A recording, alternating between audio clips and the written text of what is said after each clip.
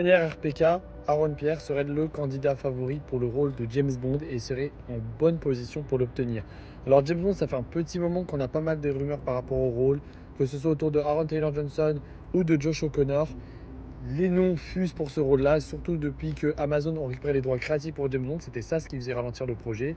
Mais tout ça pour dire que oui, James Bond est en bonne avancée et que l'avenir de James Bond semble plus ou moins assez original par rapport à ce qu'était la saga, parce que Amazon va donner une nouvelle direction à la saga, plus ou moins bonne. Là n'est pas le sujet, on en avait déjà assez débattu sur Twitch. Mais la chose est de dire que vous avez remarqué, Aaron Pierre, bah, il n'est pas blanc, c'est un métis, et donc il pourrait s'agir potentiellement du premier James Bond métis slash noir de l'histoire de la saga. Et du coup, cela va faire pas mal de polémiques, cela va causer pas mal de haine parce qu'on sait que les changements ethniques, ça plaît généralement pas aux fachos, et que ce même acteur qui était Aaron Pierre a été cassé dans le rôle de John Stewart. Donc c'est-à-dire que ce mec-là risque potentiellement de jouer à la fois John Stewart et à la fois James Bond. Bon courage. Quand il a été cassé dans le rôle de John Stewart, on jugeait que sa couleur de peau n'était pas assez noire par rapport à John Stewart. Donc rien que pour un niveau de couleur de peau, les gens pètent à pont. Alors imaginez que cet homme-là joue James Bond. Alors déjà pour moi, le choix est plutôt bon. C'est un acteur jeune qui peut jouer à long terme le rôle de James Bond. Il a la carrure, il a le physique, il a un certain charisme. Je vous invite à regarder Rebel Ridge parce qu'il était très bon dans le rôle. Et puis on verra dans la série Lanterns où il jouera comme le personnage de John Stewart. Tout ça pour dire que oui, cela fait polémique que James Bond soit noir, car les gens sont juste racistes. Il faut arrêter avec cela.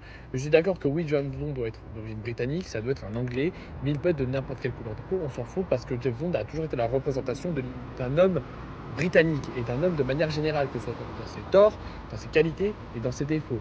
Preuve à l'appui avec Daniel Craig et Timothy Dalton qui représentent au mieux les défauts et la représentation de la masculinité dans les années 80 et les années 2000. Et Aaron Pierre doit représenter la masculinité. Est-ce que c'est d'être un homme dans ses torts et dans ses qualités dans les années 2025-2030? Tout ça pour dire que de toute façon, les choix de casting ont toujours fait polémique, surtout quand c'était des changements d'ethnie, que les gens vont crier au wokisme, à la diversité, à l'inclusion, dire que les blancs n'existent plus et que les blancs sont émasculés, ce qui est absolument faux. Qu'on soit bien d'accord, il y a toujours autant de blancs, voire énormément de blancs qui apparaissent dans des films, contrairement à des personnes de minorité, de genre, de religion ou autres. Et donc il faut continuer ce genre de casting, surtout quand c'est un très bon acteur, car s'il est pris, c'est pas par rapport à sa couleur de peau, mais c'est pris parce que c'est un très bon acteur.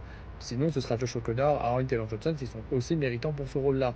Mais ce serait cool que oui, on ait un acteur noir ou indien ou je ne sais quelle origine, mais britannique pour le James Bond, casser les codes de ce James Bond-là, et même pour pas avoir une femme. Moi, personnellement, je préfère que ce soit un homme, mais soyons ouverts d'esprit et disons pourquoi pas, si ça amené scénaristiquement de manière intéressante, why not?